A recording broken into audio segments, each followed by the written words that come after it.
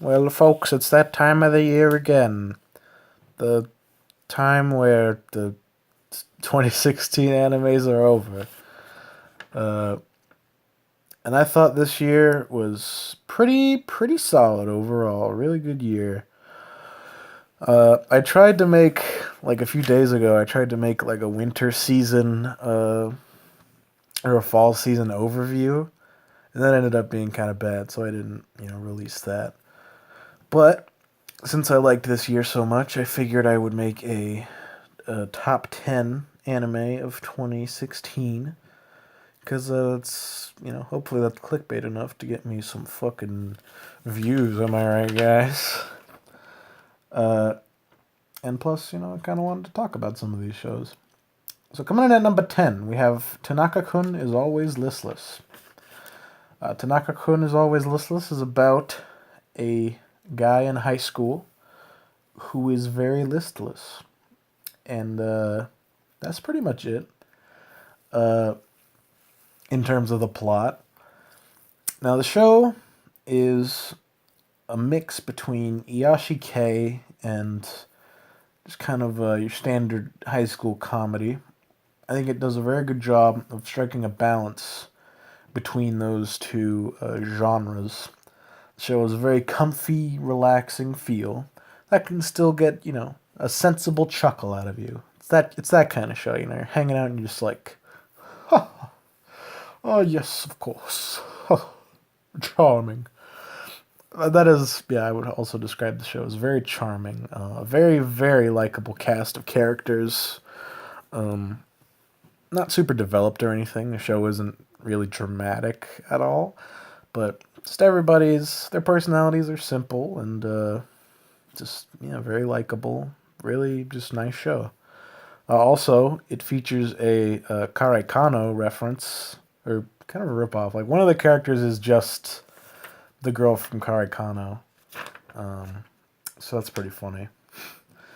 Anyway, yeah, good show. Recommend it if you're a fan of comedy or Yashi K. I think it works good as both. Anyway, coming in at number 9, Real Life. Real Life is about a guy who, he's like a 20-something-year-old dude who is really not done anything with his life much. He's like, he doesn't have a job, he's really sad, and then a guy gives him a pill that lets him relive lets him be younger and go to high school for a year. Which is, a little bit of a ridiculous premise, but it makes a bit more sense in the show. Now, this is a very good show, obviously, that's why I put it here. It's kind of baffling, actually. This show, I think it was in the spring season, maybe the summer, I don't know, one of the two. It appeared all at once on Crunchyroll. Like, every episode was there, like, on day one. So I marathoned all of it, and yeah, it's a great show. It's a high school, romantic comedy, which honestly are getting kind of rare these days. You don't see as many of those as you see, just like cute girl shows or something like that. Yeah, it was just a very well executed high school romantic comedy, with some pretty effective drama sprinkled in for good measure. The concept of adults going back to high school and just kind of reliving that experience with the adult knowledge that they have is represented really well and makes for a lot of really interesting plot twists and turns and all that. Very likable cast in this show as well. The comedy isn't anything special, but I think it's well executed enough, and the characters are likable, and the drama as well is. I think the drama is where the show kind of shines in terms of being unique or super engaging, but still a very, very good show. Coming in at number 8, we have Boku no Hero Academia. I'm sure you probably know about this one. This is a pretty popular show. There's a kid in a world where like 70% of people have superpowers. He does not. but he really loves superheroes. And then eventually he gets some with the help of the best superhero, and then he goes to superhero school. Kind of the plot ends in kind of a bizarre place in the first season, which I don't know if there's been confirmed a second one, but there probably will be. It was really popular, like I said. But this is just, kind of a standard shonen kind of show with a very, very strong start. Just one that is full of pathos. It will really make you feel for Deku, the main character, as well as All Might, who is he and Deku are kind of the emotional core of the story. And I think that's when the show shines the best, is when All Might and Deku are talking, or Deku's just thinking about All Might and how great he is, or vice versa. But yeah, some great action, of course, animated by Studio Bones, so the action scenes are going to look great.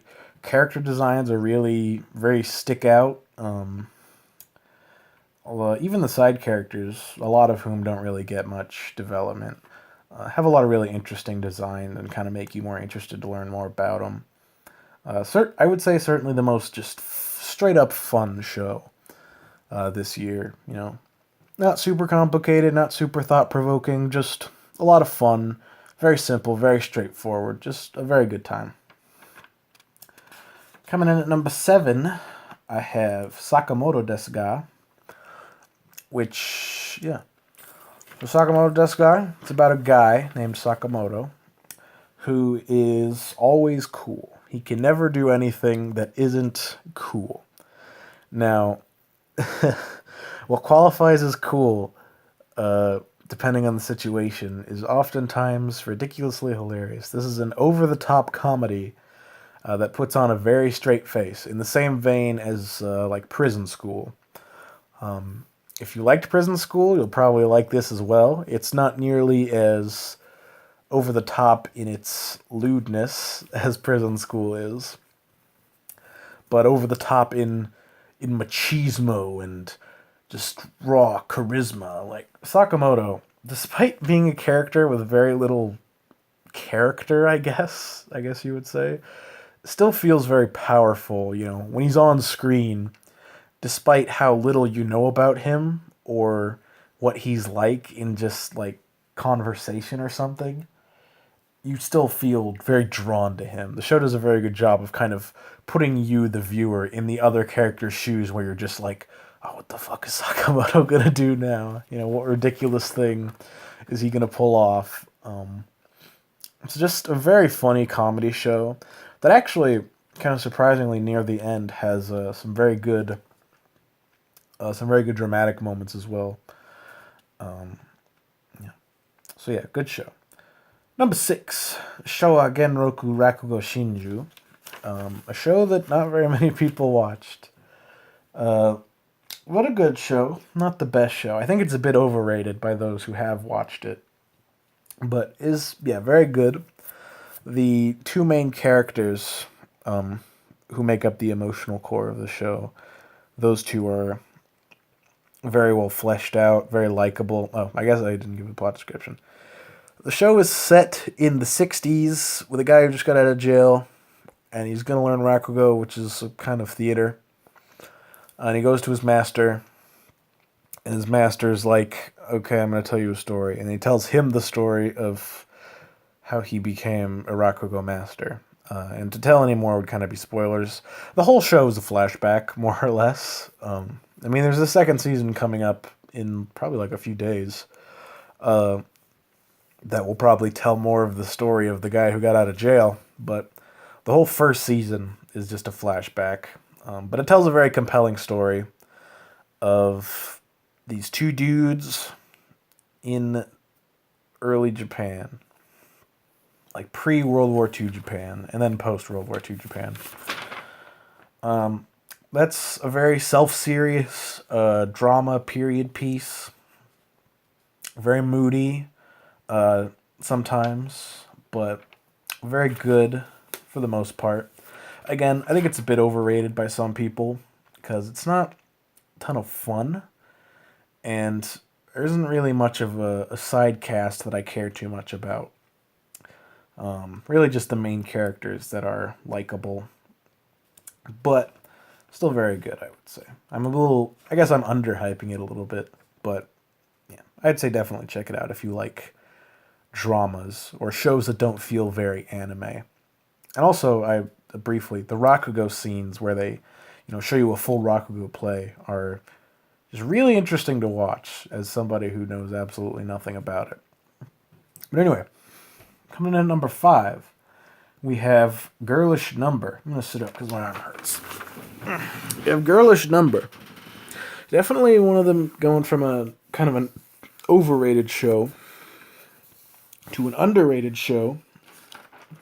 Girlish Number came out this season. Not a lot of people are talking about it. So I'm going to be the one guy. Now, Girlish Number is about kind of like a group of, was it 5 or 6? Yeah, 5 or 6 voice actresses. Some of whom are established, some of whom are newbies. And them just kind of working on a show and kind of also just about the industry at large. Now, the show looks unassuming. If you're just looking at the descriptions and some of the art, looks unassuming. When you get into it, the first episode or two, you realize that it's a very mean-spirited parody of the voice actress industry in Japan, and also the anime industry at large to a lesser extent. And it's really funny, especially the more you know about it, the funnier it is. A lot of kind of over-the-top characters, especially the main character, and the president and head producer of this production company are a lot of funny. But then, around halfway through the series, you're like, okay, I get it. The comedy, I understand. You've kind of shown most of your hand here, show, so you kind of need to do something else. And then the show does something else. I'm not, just watch it. I'm not maybe a bit of a spoiler just in terms of tone that I think would lessen the experience. So watch the show if you like cute girls or just good shows. Say that. Number 4, Konosuba. Now, Konosuba, I'm sure you know about it. It's about a guy who's a big nerd. He goes to, he's going back from buying a video game, and he sees a girl about to get hit by a truck, and then he saves her from, he pushes her out of the way, but then he gets run over by a truck. Except actually, it was a slow-moving tractor, and he pushed her out of the way, and he died because he thought he got hit by a truck, and he died from shock. And then he goes to, another world. So, yeah. It's a parody of isekai shows, and a very funny one at that, as I'm sure you're aware. Hilarious cast of characters, certainly one of the funniest main characters I've seen in a while. Yeah. The show had me concerned a few times, actually, while watching it. I was, kind of sets up a bit for dramatic moments. I'm kind of like, ew, just don't do this. This is really corny, Konosuba. Don't do it. And then they're like, no, of course we're not going to do it. Don't be stupid. And then I'm like, oh, I'm so stupid. You goofed me again. And then, it's still funny. So yeah, great show. Really funny. Especially if you know about the isekai genre and, the tropes and stuff. Then I definitely recommend watching it. If you're not, if you're not too scared of people poking fun at something that you may or may not like. And season 2 for that is also coming out in a few days, and hopefully that'll be good as well. Coming in at number 3, Danganronpa 3. Both anime. There are 2 anime to this, technically. There's Danganronpa 3 Future Arc and Danganronpa 3 Despair Arc, both of which are made to be watched one after the other, one episode after the other. You watch the episode of Danganronpa 3, then you watch an episode of Danganronpa the Despair Arc, and then Danganronpa Future Arc, and then Despair Arc. Back and forth is how you're supposed to do it.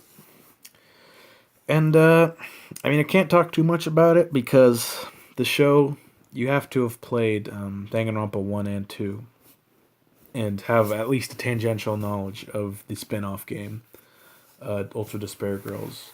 But the show is as well written as Danganronpa 1 or 2.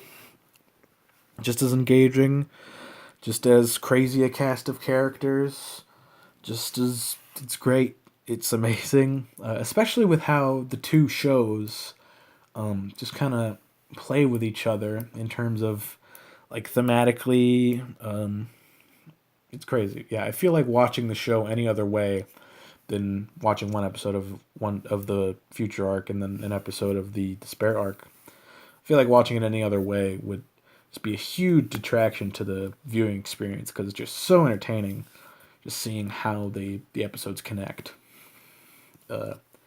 Certain things are revealed in, say, Despair Arc that then become relevant in the next episode of Future Arc. So, just a really fantastic show. Only thing is you have to have played or have very thoroughly read the wiki of Danganronpa 1 and 2.